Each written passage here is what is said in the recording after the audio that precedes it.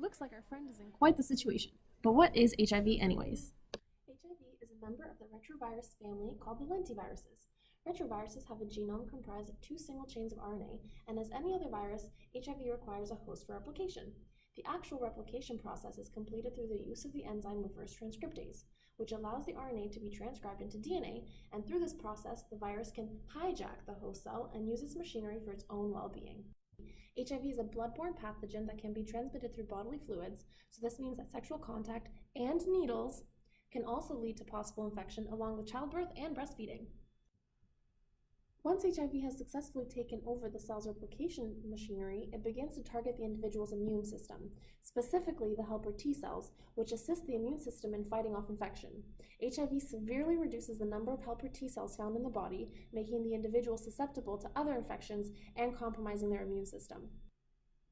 The first stage of HIV is called the acute primary infection, and you might experience muscle aches, fever, headache, and stomach pain. But your immune system is still functioning, albeit with some damage at hand. In fact, at this point, your body is producing HIV antibodies.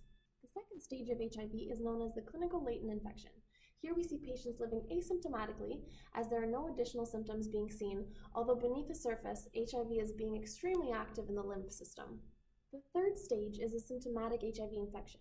And here we start seeing some of the more extreme symptoms, including rapid weight loss, memory loss, recurring fever, and diarrhea that can last several days. At this point, the immune system is severely compromised, and an infection that would normally be harmless to a healthy individual can be life-threatening.